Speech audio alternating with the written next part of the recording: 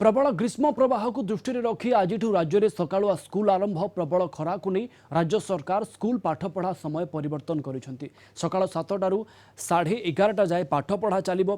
प्रथम श्रेणी ठारू द्वादश श्रेणी जाए सकालुआ पढ़ा हेबो। विद्यालय और गणशिक्षा विभाग अधीन में आसुवा समस्त सरकारी बेसरकारी अनुदान प्राप्त अण अनुदान प्राप्त स्कूल में यह लागू होईछि। या सहित स्कूल में ग्रीष्म मुकाबला नहीं समस्त पदक्षेप ग्रहण करने को निर्देश रही। स्कूल में पर्याप्त परिमाण पानीय जल महजूद रखा। विशुद्ध पानीय जल सहित ओआरएस और अन्य सामग्री महजूद रखा। खरार स्थिति को देखि जिलापाल माने या उपर नजर रखी आवश्यक पदक्षेप नहीं पारिबे बोली निर्देश दिया जायछि। सेभଳି सकाळ 7टारू 11:30 पर्यंत अंगनवाड़ी खोला रहिबो।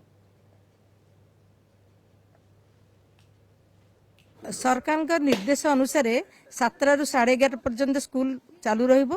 आउ सरकार भी कड़ा निर्देश रही पिलांग पई पर्याप्त पानी सुविधा आम विद्यालय पर्याप्त पानी सुविधा रही। ता सहित आम सरकार निर्देश अनुसार पिला माने पानी बोतल आनिमे छत्ता आनिमे जोता पिंधिकी आसबे सब भी निर्देशावली जारी कराई। प्रेयर क्लास आम कही देइछु। आज एप्रिल मास 2 तारिख आज आमर नूतन वर्ष आरंभ होला एवं नूतन वर्ष आरंभ जेहेतु तापमात्रा बढ़ी चली तापमात्रा दृष्टि रखी सरकार निष्पत्ति और तिथि अनुसार आज जो आम सकाळ स्कूल आरंभ होला।